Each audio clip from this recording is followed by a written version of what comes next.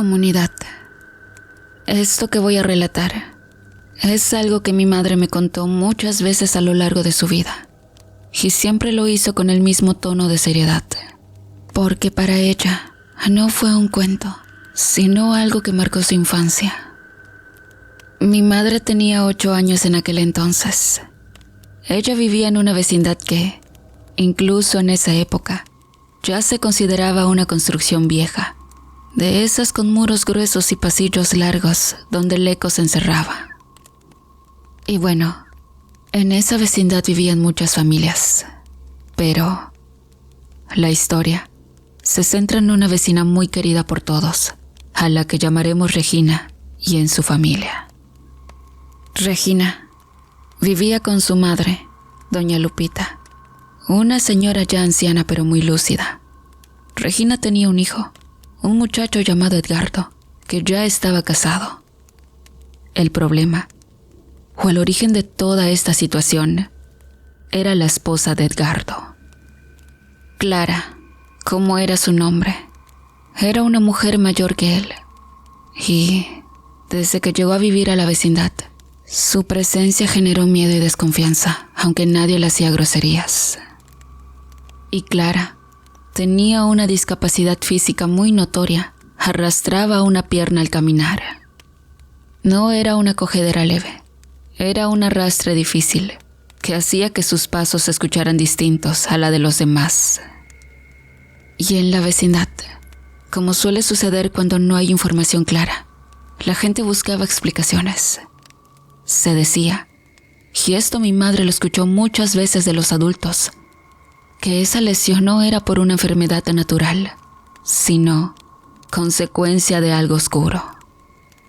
La versión más repetida era que Clara tenía la capacidad de transformarse, de convertirse en animales o cosas demoníacas, y que en una de esas transformaciones había recibido un balazo en la pierna, quedando lisiada para siempre en su forma humana.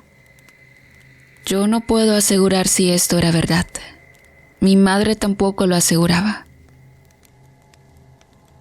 Simplemente era lo que se decía para explicar por qué una mujer tan extraña había llegado ahí.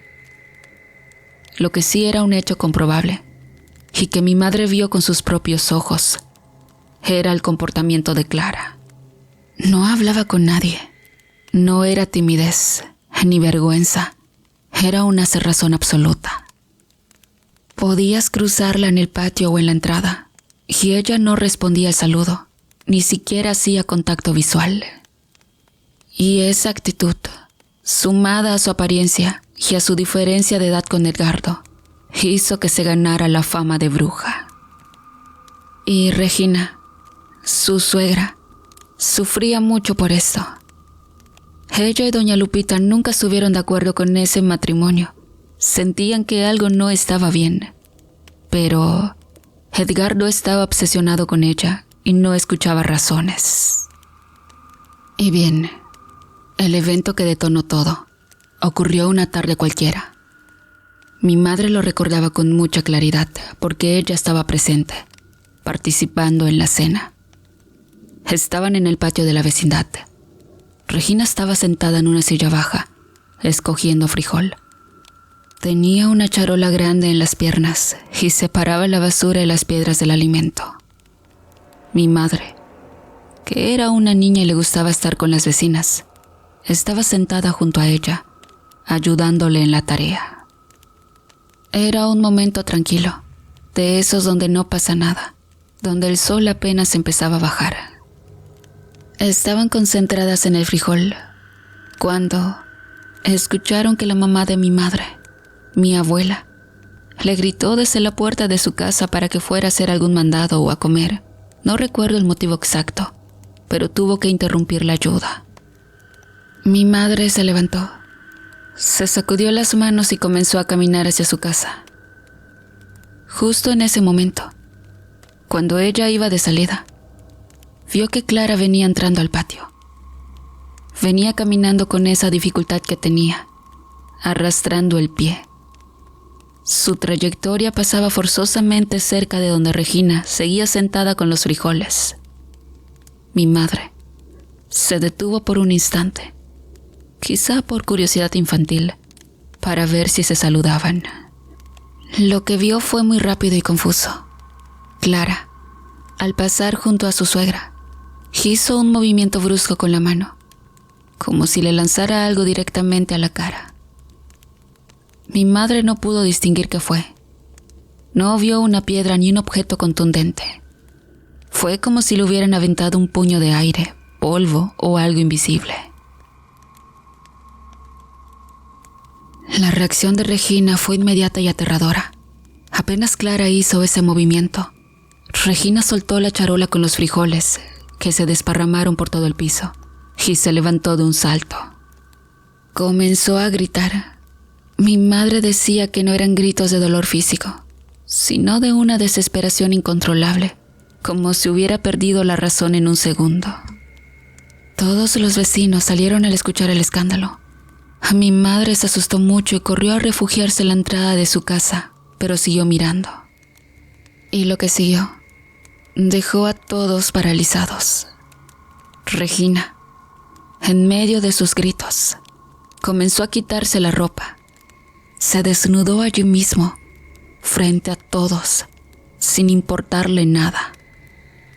Y una vez desnuda, no se quedó ahí, sino que se echó a correr.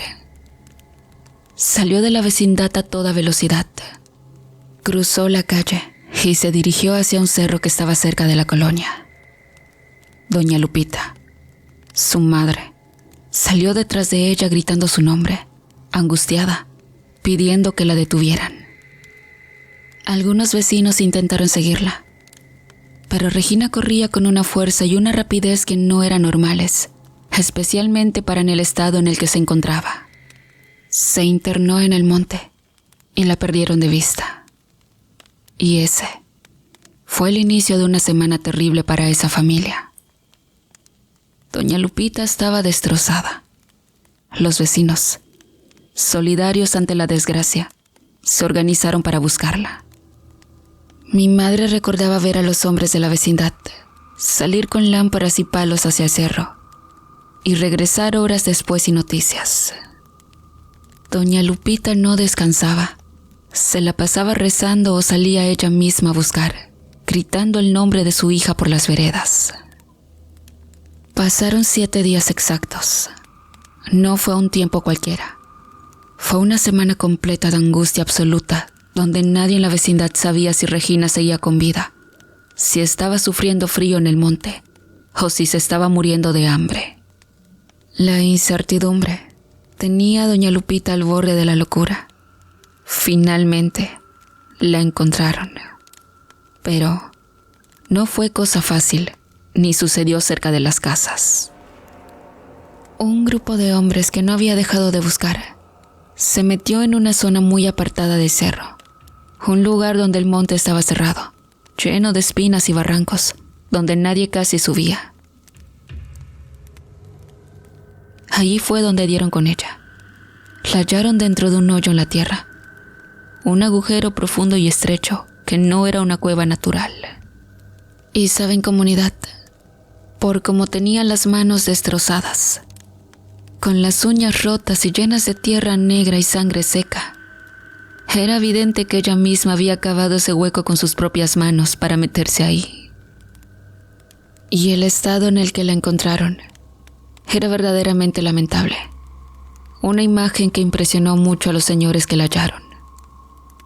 Estaba irreconocible, cubierta de pies a cabeza por una capa gruesa de lodo, suciedad y sus propios desechos.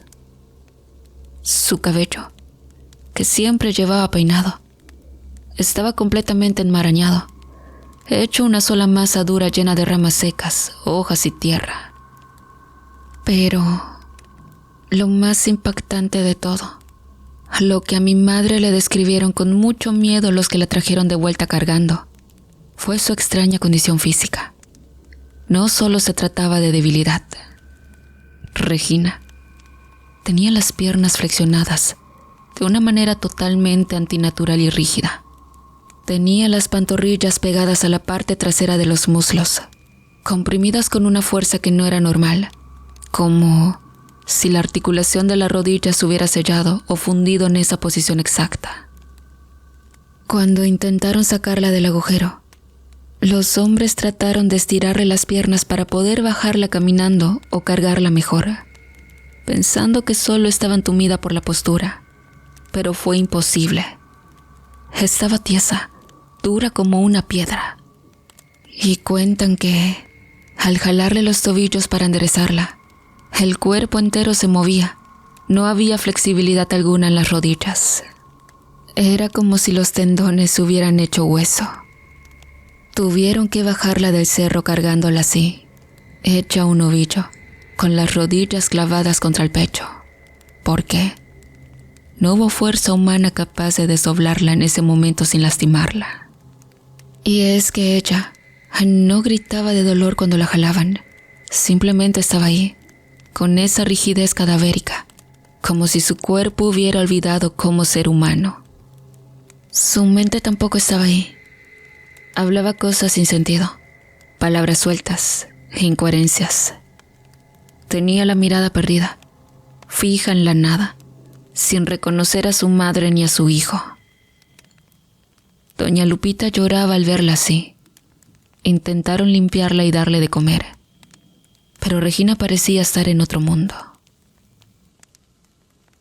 Fue entonces cuando uno de los vecinos más viejos de la zona se acercó a doña Lupita. La habló con mucha franqueza y le dijo que lo que tenía su hija no era una enfermedad médica, sino un trabajo de brujería muy fuerte. Le aconsejó que no perdiera tiempo con doctores y que buscara a alguien que supiera deshacer ese tipo de daños. Doña Lupita, viendo que su hija no reaccionaba y que la medicina de los doctores no tenía ninguna respuesta para esa rigidez de cadáver que traía en las piernas, entró en una desesperación que solo una madre puede entender y decidió aceptar el consejo, aunque fuera en contra de sus creencias. Nunca se supo con exactitud el nombre ni el lugar donde vivía la persona a la que acudió. Esos detalles se mantuvieron en absoluta discreción, casi como un secreto de confesión, porque en esos tiempos y en esos pueblos, buscar ayuda de ese tipo era algo que se hacía a escondidas, con mucha vergüenza y el miedo al que dirán. Sin embargo, se supo que logró contactar a una persona, un hombre mayor según dicen, que se dedicaba a sanar estos males pesados, de esos que no se curan con pastillas ni con tés. Cuando este señor vio a doña Lupita y escuchó lo poco que ella pudo contarle entre lágrimas, ni siquiera necesitó ver a Regina para saber qué estaba pasando. Al saber del caso, su semblante cambió y le confirmó las sospechas con una frialdad que asustaba. Le dijo sin rodeos que a su hija la habían trabajado de una forma muy específica y perversa. Le explicó que habían usado tierra de panteón, pero no cualquier tierra, sino tierra sacada de una tumba fresca, cargada con lo que ellos llaman aire de muerto. El objetivo de ese trabajo no era matarla rápido, era algo peor. El objetivo había sido enterrarla en vida. El curandero le explicó con detalle por qué Regina estaba así. Le dijo que, para hacer ese mal, habían agarrado un muñeco o una foto, lo habían atado con cintas negras, doblando las piernas hacia atrás con una fuerza para que no pudiera avanzar nunca más, y lo habían metido en un frasco o en una caja para luego enterrarlo en el cementerio. Por eso, le decía él, por eso encontraron a su hija en un hoyo, porque el espíritu de ella sentía la necesidad de estar bajo tierra, tal como estaba su representación en el panteón. Y por eso estaba doblada, con las pantorrillas pegadas a los muslos. No era una cuestión de huesos, era que estaba atada simbólicamente, y su cuerpo físico estaba imitando la atadura que le habían hecho a su alma. estaba siendo consumida por la tierra misma. La instrucción para curarla y romper ese pacto fue muy específica, rigurosa y, sobre todo, extremadamente peligrosa. La persona que la iba a ayudar le dijo a doña Lupita que el daño estaba enterrado físicamente en un panteón cercano y que solamente ella, por ser su madre y tener la misma sangre, tenía la autoridad espiritual para ir a sacarlo. Nadie más podía hacerlo. Le dio las indicaciones precisas, casi como una receta que no se puede alterar ni un milímetro, porque si no, todo explota. Tenía que ir de noche, a la hora muerta, ubicar el lugar exacto entre las tumbas, donde él indicó que sentía la energía del trabajo, y ponerse a escarbar con sus propias manos, o con una pala pequeña. Tenía que desenterrar el objeto maldito, fuera lo que fuera, y romperlo ahí mismo para liberar a su hija. Pero la cosa no paraba ahí. Tenía que rezar unas oraciones muy antiguas y específicas que él enseñó. Oraciones que no eran las comunes de la iglesia, sino rezos fuertes para tumbar brujería. Tenía que echar unos polvos preparados, una mezcla de hierbas y minerales que el Señor le dio en una bolsita, justo en el hueco vacío donde había estado el objeto, para sellar la maldad y que ésta no se le pegara a ella. Después, tenía que cubrir simbólicamente a Regina, mencionando su nombre y tapando el aire con una manta virgen que debía llevar. Y es que todo parecía una lista de tareas difícil, pero realizable, hasta que llegó la última parte. La advertencia más importante, la condición absoluta para que esto funcionara y para que ellas salieran vivas de esa noche, era sobre el momento de la retirada. El hombre se le acercó mucho, la miró a los ojos y le dijo claramente, con una voz que no admitía dudas: «Mire bien lo que le digo, doña Lupita. Cuando termine de hacer todo, cuando haya roto el trabajo y echado los polvos, dé la media vuelta inmediatamente y camina hacia la salida del panteón. Y escuche bien, oiga lo que oiga, sienta lo que sienta, aunque escuche que se cae el cielo o que la llaman por su nombre, por ningún motivo, por nada del mundo, vaya a voltear hacia atrás. Si usted voltea, el trato se rompe y el demonio que está cuidando ese trabajo se llevará a su hija para siempre, y usted se va a quedar con la culpa». Era una sentencia terrible, porque le dio a entender que esa noche, en ese panteón, no iba a estar sola. Doña Lupita tuvo que armarse de un valor inmenso y fue al panteón esa noche. Mi madre contaba que doña Lupita regresó pálida y temblando, y que tiempo después le contó a las vecinas de confianza lo que vivió ahí. Dijo que hizo tal y como se lo indicaron. Encontró el entierro, lo sacó y realizó los rezos. Hasta ahí, todo estaba en silencio. Pero el terror comenzó cuando dio la vuelta para salir. Apenas comenzó a caminar hacia la puerta del cementerio, comenzó a escuchar ruidos a su espalda. No eran ruidos normales. Escuchaba el trote de un caballo, un galope fuerte que se acercaba rápidamente hacia ella. Imaginen estar en un panteón a oscuras y escuchar que un animal grande corre hacia ustedes. Doña Lupita decía que el sonido era tan real que se sentía la vibración en el suelo.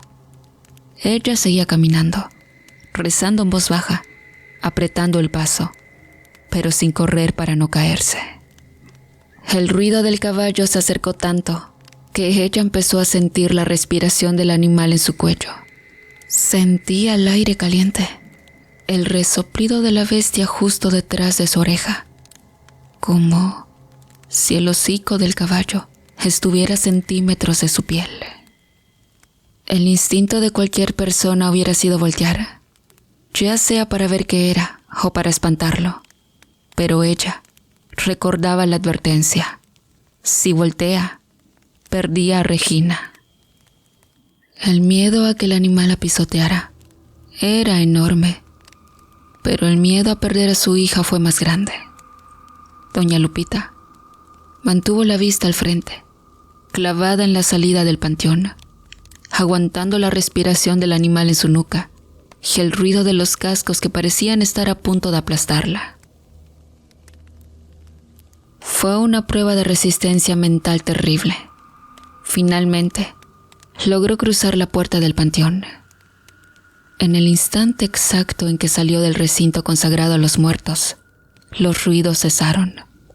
Todo quedó en silencio nuevamente. No había caballo, no había nada, solo la noche tranquila. Al regresar a casa, el cambio fue evidente. Regina, que había estado postrada y doblada, comenzó a relajar las piernas. Y bien, poco a poco, sus extremidades volvieron a su posición normal, como si las cuerdas invisibles que la ataban se hubieran roto. Físicamente, Regina se recuperó, volvió a caminar, volvió a comer y asearse por sí misma. Sin embargo, la recuperación no fue total. Algo en su mente quedó dañado para siempre. Su mirada nunca volvió a ser la misma. Se le quedó una expresión vacía, perdida.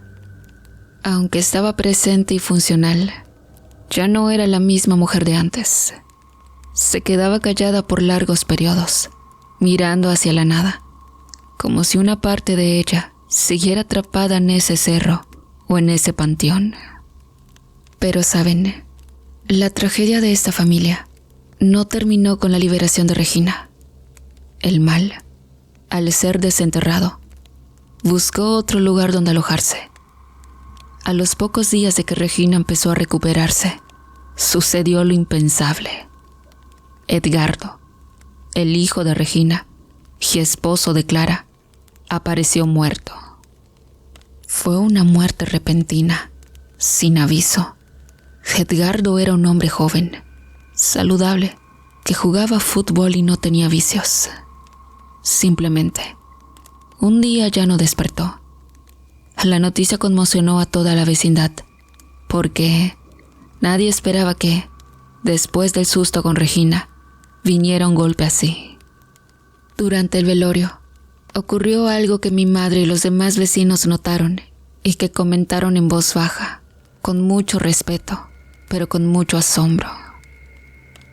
Al ver el cuerpo de Edgardo tendido, se dieron cuenta de un detalle físico perturbador. Una de sus piernas, solamente una, estaba completamente diferente a la otra. Mientras que una pierna se veía normal, con la musculatura propia de un hombre joven, la otra estaba consumida. Estaba delgada, seca, parecida a un palo de madera, sin carne, sin vida. Y es que era una pierna idéntica a la pierna enferma que tenía Clara. Ese detalle fue el que confirmó para muchos las sospechas de lo que había ocurrido realmente. Edgardo, que nunca en su vida había cojeado ni tenido problemas para caminar, murió con la misma deformidad que su esposa cargaba. Se interpretó como si el mal que habitaba en Clara se hubiera transferido a él, o como si él hubiera pagado el precio de alguna deuda oscura. Fue una imagen muy fuerte para todos los presentes. Ver aquel cuerpo joven con esa marca tan visible de deterioro en una sola extremidad. De Clara no se supo nada más después de eso. No se le vio llorar, ni se le vio sufrir. De hecho, su partida fue tan misteriosa como su llegada. Pocos días después del entierro de Edgardo, algunos vecinos vieron a Clara salir de la vecindad con una maleta. Se iba del pueblo, pero lo que realmente heló la sangre de quienes la vieron fue su manera de andar. Clara, la que durante todo ese tiempo había arrastrado la pierna con dificultad, la que supuestamente estaba lisiada por un balazo o por un mal, iba caminando perfectamente bien. Caminaba erguida, con paso firme y seguro. No arrastraba nada. Sus 2 piernas funcionaban a la perfección. Y muchos dijeron que era la pierna de Edgardo, que iba con ella. Se fue caminando calle abajo y desapareció. Nadie supo a dónde fue, ni si volvió a casarse o a hacer daño en otro lado. Simplemente se sumó, dejando atrás una suegra con la mente perdida y un esposo muerto. Regina se quedó en la vecindad con doña Lupita. Mi madre la siguió viendo por unos años. Regina envejeció allí, siempre tranquila, siempre callada, ayudando en lo que podía, pero ausente. Y esa es la historia tal cual sucedió, sin exageraciones. Simplemente los hechos de una cadena de eventos que nadie pudo explicar con lógica y que nos recuerda que a veces convivimos con cosas que no comprendemos del todo.